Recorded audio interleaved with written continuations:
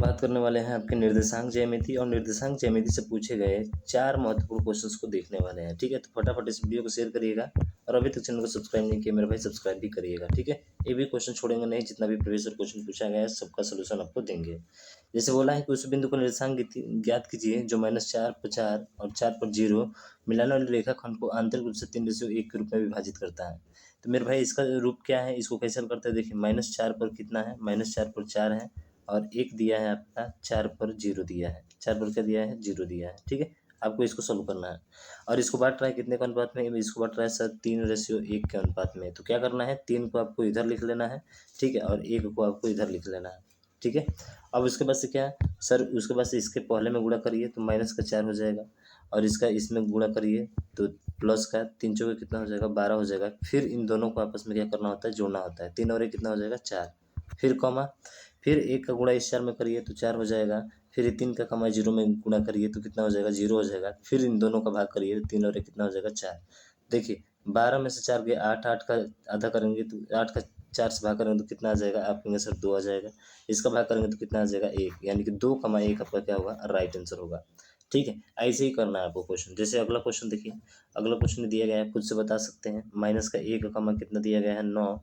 उसके बाद से 11 कमा कितना दिया गया है, 1। मैंने कहा 3:1 को विभाजित करता है, 3 यहाँ पे लिख लेंगे और 1 यहाँ पे उल्टा लिखे हैं। ठीक है ना, अब फिर माइनस का 1 हो जाएगा और प्लस का कितना होगा, 11 3 33 हो जाएगा। बटा फिर दोनों को जोड़कर भाग करना है, 3 1 4, बहुत फास्ट कर सकते हैं। ठीक है, फिर 1 का गुणा 9 में करेंगे तो 9 हो जाएगा और प्लस 3 का गुणा 1 में करेंगे तो 3 हो जाएगा। बटा कितना हो जाएगा, 3 और 1 4 हो जाएगा।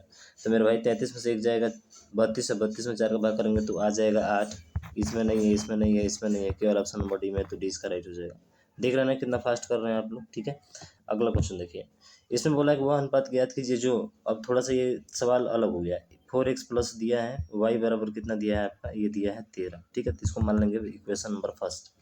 अब दो बिंदु इतना के जोड़ने वाली रेखा को विभाजित करती है। अब m और n का मान पूछ रहा था, जो हम निकाल रहे दिया था ना, m और n रेशियो, इसका मान आपको निकालना है। तो कैसे निकलेगा, तो इन दोनों से जाने वाली रेखा का समीकरण क्या होता है, तो ध्यान रखिएगा, ये होता है y माइनस y1, मैं लिख देता हूँ, बराबर y2 माइनस y1 बटा, ठीक है, y2 माइनस y1 बटा, ये होता है x2 माइनस x1। ठीक है, x2 माइनस x1 और ब्रैकेट में होता है x माइनस x1। ठीक है, x माइनस x1 बस रख दीजिए, इसमें आपका आ जाएगा।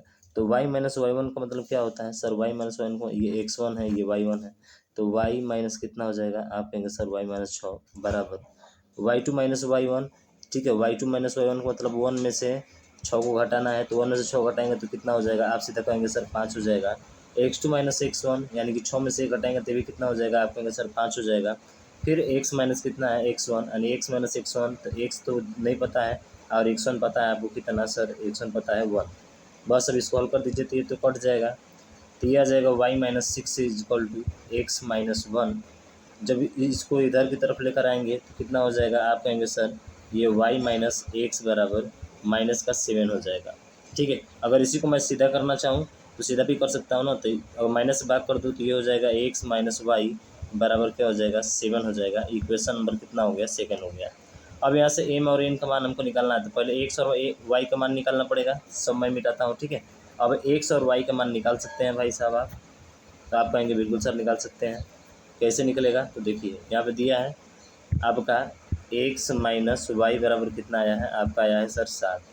तो यहाँ से अगर यदि दोनों को क्या कर दे, जोड़ दे, तो ये वाला खत्म हो जाएगा। 4 और 1 कितना हो जाएगा, 5।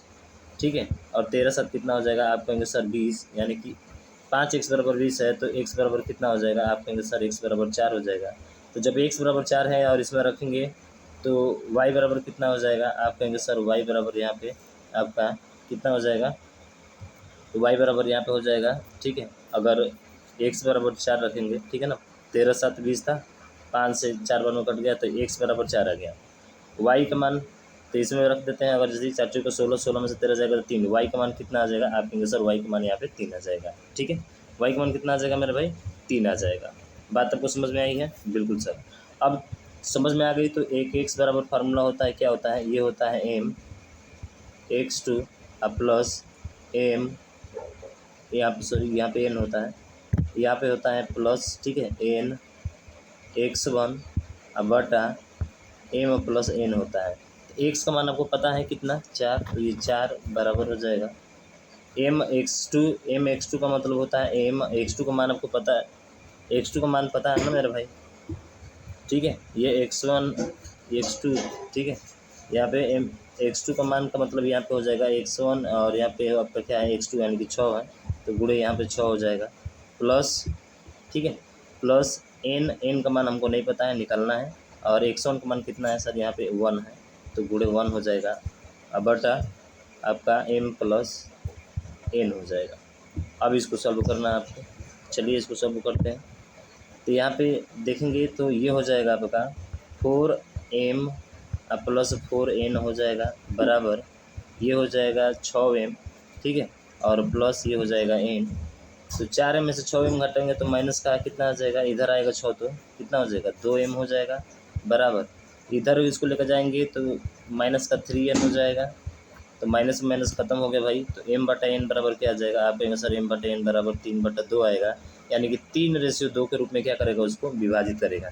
बात इतना समझ में आई है आपको, आसान है, थोड़ा सा सही से करना है, ठीक है ना। तो 3:2 हमसे पूछा क्या है, रेखाखंड को विभाजित करता है, तो 2m बराबर 3 m/n बराबर 3:2 होना चाहिए, 2:3, ठीक है। तो चलिए भैया 2:3 दिया है, यानी कि 2:3 में इसको क्या करेगा, विभाजित करेगा, यानी कि ऑप्शन नंबर सी इसका राइट हो जाएगा। बाकी कोई ऑप्शन तो है नहीं, 3:2, ठीक है ना। तो n/m लिखिए चाहे m/n लिखिए, उससे कोई दिक्कत नहीं है आपका, समझ रहे हैं ना। हाँ, तो ऑप्शन नंबर सी जो है इसका राइट हो जाएगा। बात समझ में आई, ऐसे ही आपको हल करना है, ठीक है। चलिए अब देखते हैं अगला क्वेश्चन।